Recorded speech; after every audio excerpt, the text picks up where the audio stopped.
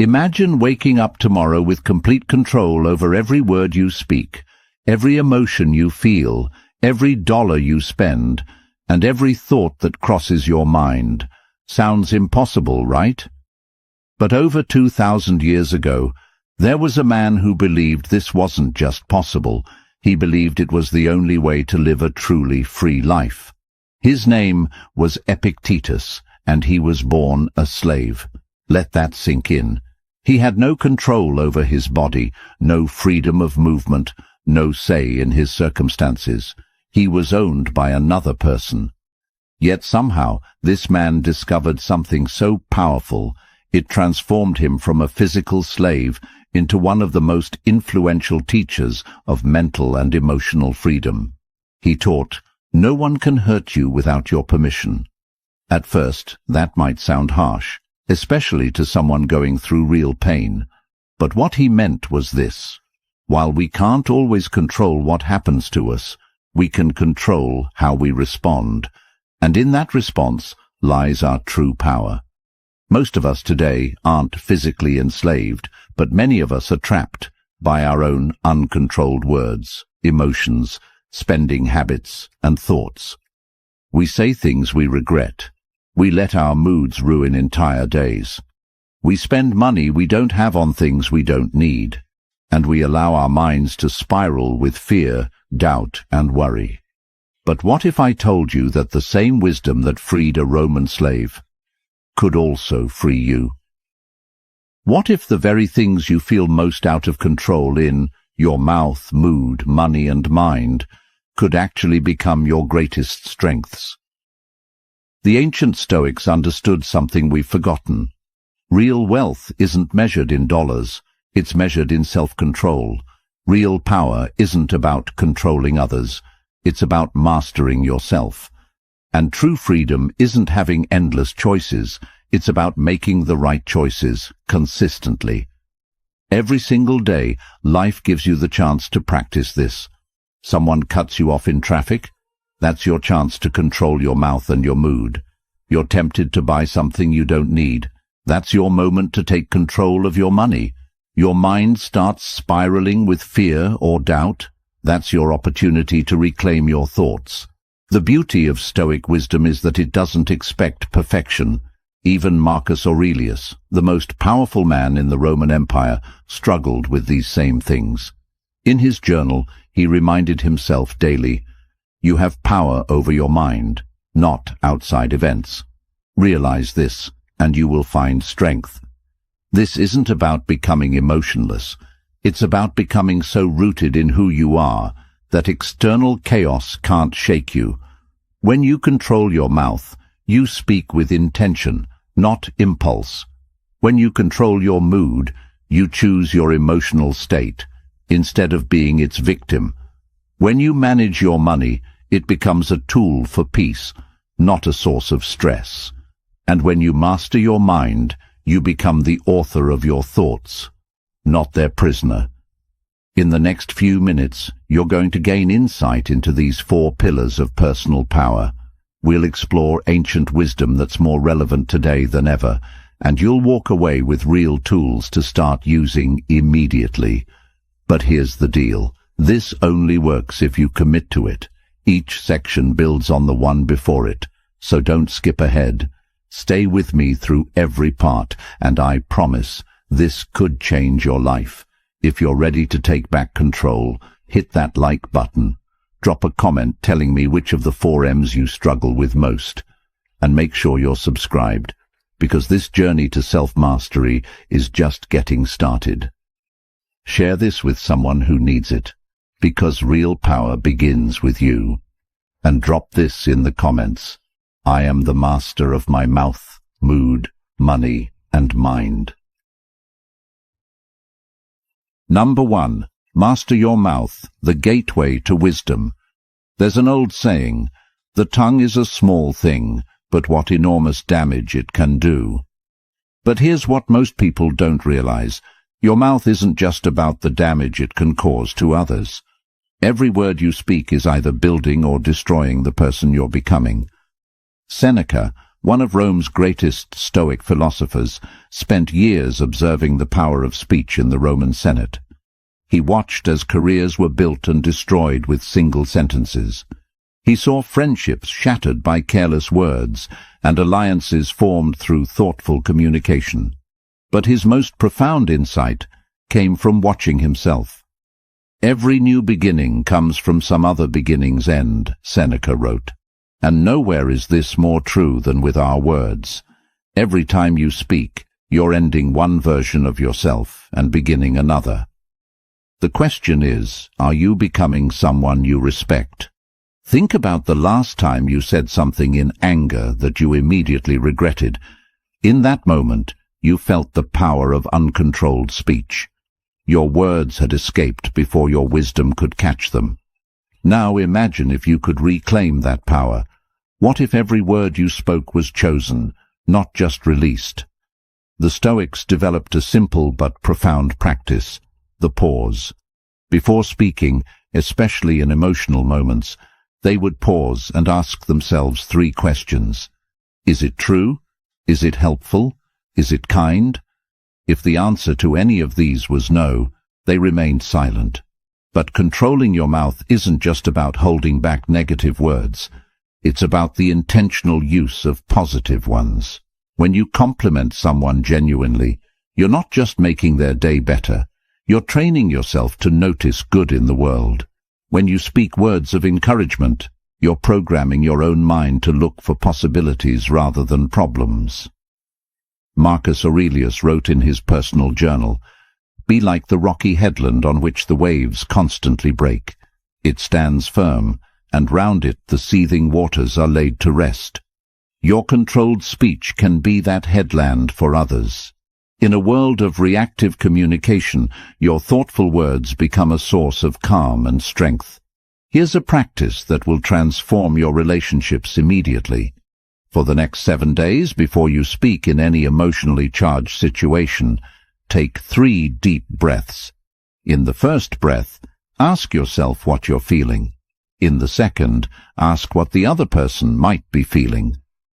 In the third, ask what words would serve the highest good of everyone involved.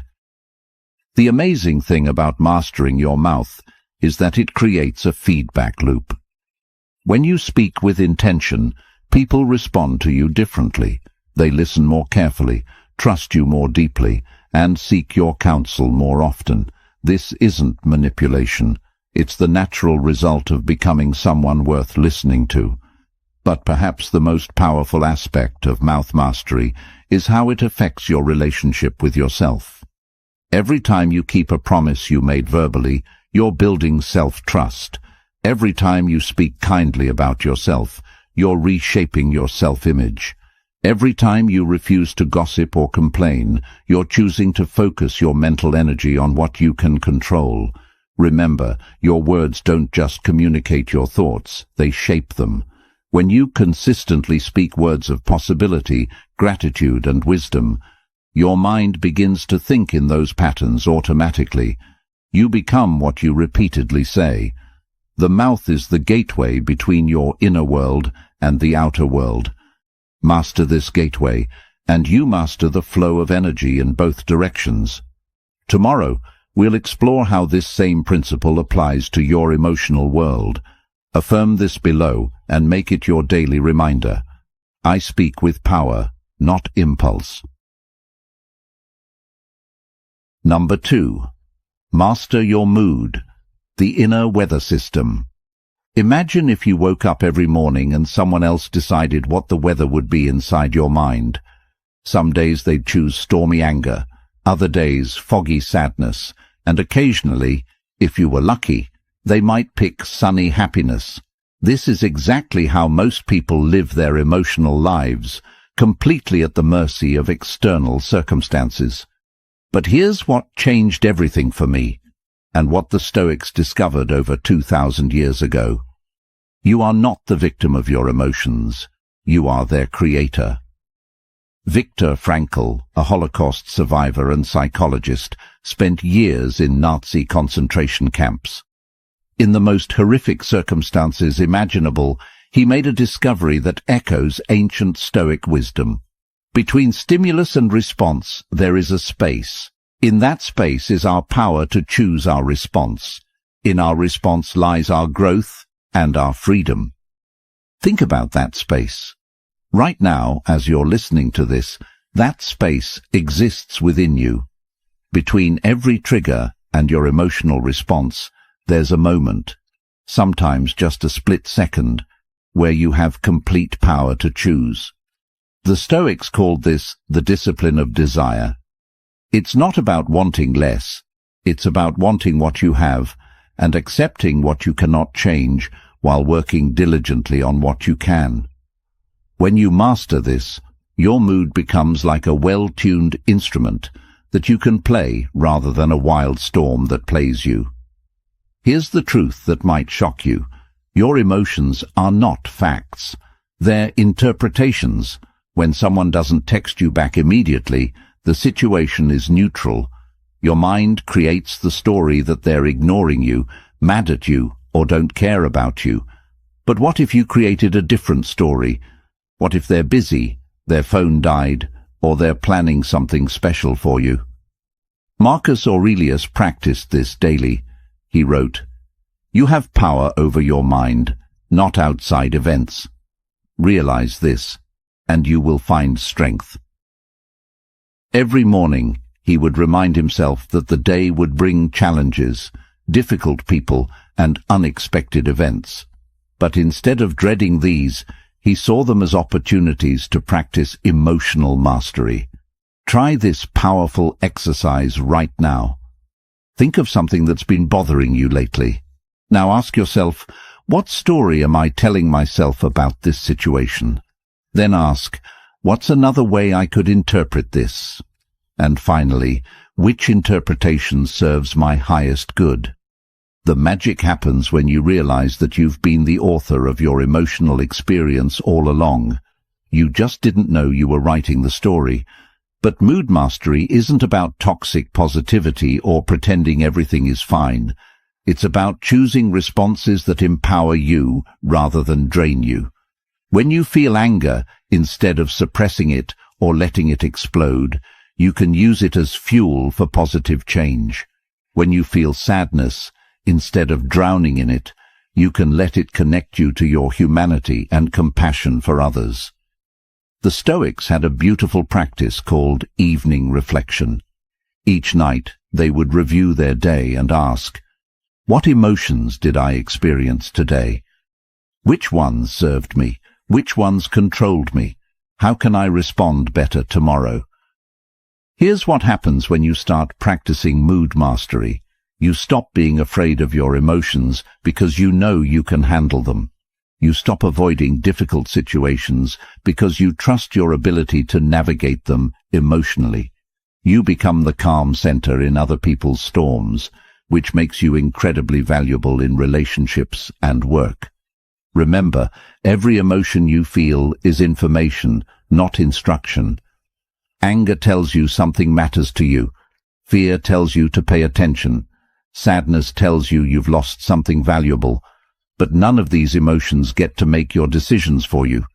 Your mood is your inner weather system, and just like a skilled meteorologist, you can learn to predict, prepare for, and even influence the weather in your mind. Type this below if you're ready to take control of your emotional world. I control my emotions. They don't control me. Number 3. Master your money, the tool of freedom. Money reveals who you are more than almost anything else in life. It's not just currency, it's crystallized energy, time, and choices. And how you handle it determines whether you live as a free person or as a slave to your own desires. Seneca was one of the wealthiest men in Rome, yet he wrote, "It is not the man who has too little, but the man who craves more, who is poor." This wasn't theoretical philosophy for him. He lived it. Despite his immense wealth, he regularly practiced voluntary discomfort, sleeping on the floor and eating simple meals, to remind himself that his happiness didn't depend on luxury. Here's the brutal truth most people don't want to hear. If you can't control your spending, you can't control your life. Every purchase you make is either moving you toward freedom or toward slavery. There's no neutral ground. But money mastery isn't about being cheap or depriving yourself of joy. It's about aligning your spending with your values and using money as a tool rather than letting it use you. When you buy something because you're sad, bored, or trying to impress others, money is using you. When you buy something because it genuinely adds value to your life or helps you serve others better, you're using money. The Stoics practiced something called preferred indifference. Things that are generally good to have, but don't determine your worth or happiness. Money falls into this category. It's better to have than not have, but it should never become your master. Think about your last impulse purchase. You know, that thing you bought that's probably sitting unused somewhere in your house right now. In that moment of purchase, what were you really trying to buy? Was it the item itself, or were you trying to buy a feeling, status, comfort, excitement, or acceptance? Here's a practice that will revolutionize your relationship with money. Before making any non-essential purchase, pause and ask yourself, what am I really trying to buy here? If the answer is a feeling or experience, find a way to get that feeling without spending money first. Often, you'll discover you don't need the purchase at all. But true money mastery goes beyond just controlling spending. It's about generating value. The Stoics believed in contributing to the common good. When you focus on serving others through your work, money becomes a natural byproduct rather than the primary goal. This shift in perspective changes everything about how you earn and spend. Marcus Aurelius wrote, "In the morning when thou risest unwillingly, let this thought be present, I am rising to the work of a human being." When you see your work as service rather than just a way to make money, you bring excellence to it that inevitably leads to greater financial rewards. Here's what changed my entire financial life. I started tracking not just where my money went, but how I felt after each purchase. I created 3 columns: purchase, reason, and feeling after. What I discovered shocked me. The purchases that brought lasting satisfaction were always aligned with my values. Books that expanded my mind, experiences with loved ones, tools that helped me serve others better. The impulse purchases, the status buys, the emotional spending, these consistently left me feeling empty or regretful. This simple practice gave me clarity about my spending patterns that no budget app ever could. Money mastery also means understanding the difference between assets and liabilities. Every dollar you spend should either maintain your ability to earn more or increase your capacity to serve others. When you start thinking this way, you naturally begin building wealth instead of just consuming it. Remember, the goal isn't to hoard money, it's to have enough freedom to be generous, to take calculated risks, and to make decisions based on what's right rather than what you can afford. Number 4. Master your mind, the command center. Your mind is like a garden. Every thought you allow to stay is a seed you're planting. The question is, what kind of harvest do you want to reap? Right now, as you're listening to this, thousands of thoughts are competing for your attention. Worries about tomorrow, regrets from yesterday, judgments about what you're hearing, plans for later today. Most people live their entire lives as passive observers of this mental chaos, never realizing they have the power to choose which thoughts deserve their energy. Epictetus taught his students, "Wealth consists in not having great possessions, but in having few wants." But he wasn't just talking about material wealth. He was talking about mental wealth.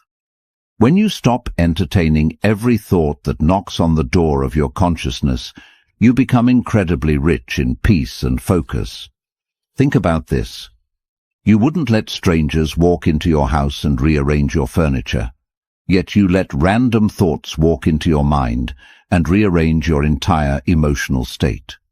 A single negative thought can derail your entire day if you give it permission to stay. The Stoics developed a practice called prososh, constant attention to the present moment and vigilant monitoring of your thoughts. It's not meditation in the way we think of it today. It's more like being a security guard for your own mind, deciding which thoughts get access and which ones get turned away. Here's a practice that will change your life immediately. For the next week, every time you catch yourself in a negative thought spiral, stop and ask yourself, is this thought helping me or hurting me? Is it moving me toward who I want to become or away from it? If it's not serving you, consciously choose to replace it with a thought that does. But mind mastery isn't about toxic positivity or pretending problems don't exist. It's about choosing productive thoughts over destructive ones. Instead of thinking, this is terrible and there's nothing I can do, you think, this is challenging and I need to find the best way forward. Same situation, completely different mental experience. Marcus Aurelius wrote in his journal, "The universe is change, our life is what our thoughts make it." He understood that while he couldn't control the Roman Empire's enemies, the political intrigue, or even his own mortality, he had absolute sovereignty over his mental kingdom. Your mind is constantly telling you stories about what things mean. Someone doesn't smile at you, and your mind creates a story about rejection. Traffic is heavy, and your mind creates a story about being late and everything going wrong. Your boss asks to see you, and your mind creates a story about being in trouble. But here's the power. You can rewrite these stories in real time. That person who didn't smile might be dealing with their own struggles. Heavy traffic is an opportunity to practice patience or listen to something educational. Your boss wanting to see you might be good news. The ancient Stoics had a concept called the discipline of judgment, the practice of separating facts from the stories we tell ourselves about those facts. A fact is, it's raining. A story is, this rain is ruining my day. When you master this distinction, you become incredibly powerful because your emotional state stops being controlled by external circumstances. Try this right now. Think of something that's been stressing you lately. Now separate the actual facts from the story you're telling yourself about those facts. You'll be amazed at how much of your stress comes from the story, not the facts. Your mind is also incredibly powerful at problem solving when you direct it properly. Instead of letting it run wild with worry, give it specific problems to solve. Instead of, what if everything goes wrong? Ask, what's the best way to handle this situation? Your mind loves challenges, but it needs clear direction from you. Remember, every thought you think is either building the person you're becoming or tearing that person down. You are literally thinking yourself into existence every moment of every day. Comment, I'm the architect of my mind to claim my power. Number 5. The ripple effect. How mastery transforms everything. Here's something beautiful that happens when you start mastering these 4 areas. They don't just change individually, they create a ripple effect that transforms your entire life experience. It's like tuning an instrument. When one string is perfectly tuned, it makes all the others sound better too. When you master your mouth, people start seeking your counsel because your words carry weight and wisdom. When you master your mood, you become the calm center that others gravitate toward in times of chaos. When you master your money, you gain the freedom to make decisions based on values rather than survival. And when you master your mind, you see opportunities where others see only problems. But the real magic happens in the spaces between these 4 pillars. Let me tell you about Sarah, a single mother who attended one of my workshops last year. She came feeling completely overwhelmed, struggling with debt, constantly snapping at her children, worried sick about the future, and trapped in negative thought patterns that kept her awake at night. 6 months later, Sarah sent me a message that brought tears to my eyes. By applying these principles, she had not only paid off her credit cards, but had started a small side business.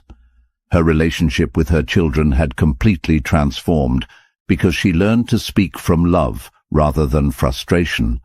But most importantly, she said she felt like herself again, calm, confident, and in control. The beautiful thing about Stoic wisdom is that it creates what psychologists call an upward spiral. Each small victory in one area gives you confidence to tackle challenges in another area.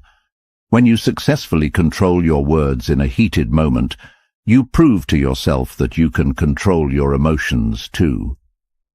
When you resist an impulse purchase, you strengthen the same mental muscle that helps you resist negative thoughts. Aristotle said, "We are what we repeatedly do."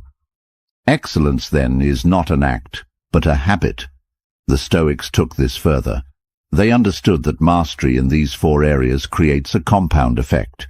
Each day of practice doesn't just make that day better, it makes every future day easier. Think about the person you were 6 months ago. What were you struggling with then? Now imagine the person you could become 6 months from now if you consistently applied these principles. The gap between who you are and who you could be isn't as wide as you think. It's just a series of small daily choices. Here's what I want you to understand. You don't have to be perfect at all 4 areas simultaneously. In fact, trying to do that often leads to frustration and giving up. Instead, pick one area that resonates most with you right now and focus on that for the next 30 days. Let mastery in that area naturally influence the others.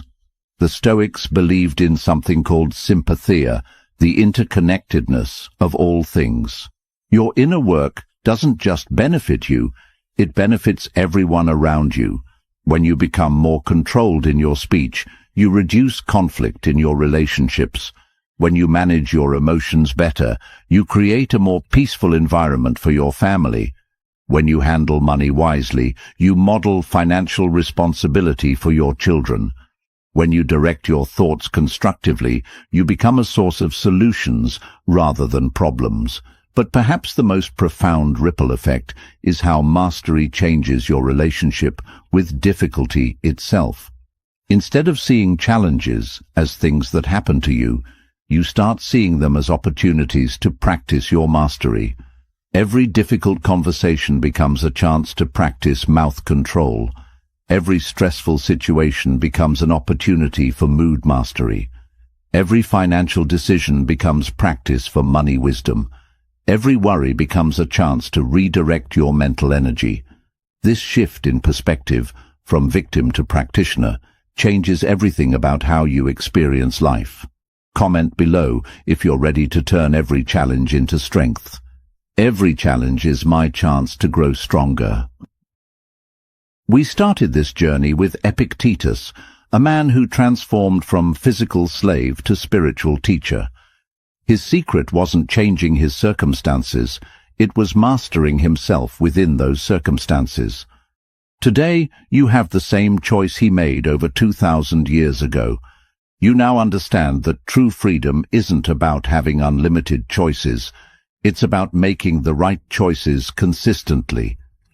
You've learned that your mouth, mood, money, and mind aren't separate areas of life. They're interconnected pillars that either support your growth or undermine it. But here's what I want you to remember most. This isn't about becoming perfect. It's about becoming intentional. Every time you pause before speaking, you're practicing mouth mastery. Every time you choose your response to a challenging emotion, you're developing mood mastery. Every time you align your spending with your values, you're building money wisdom. Every time you redirect a negative thought, you're strengthening your mental sovereignty. The ancient Stoics faced wars, plagues, political upheaval, and personal tragedies.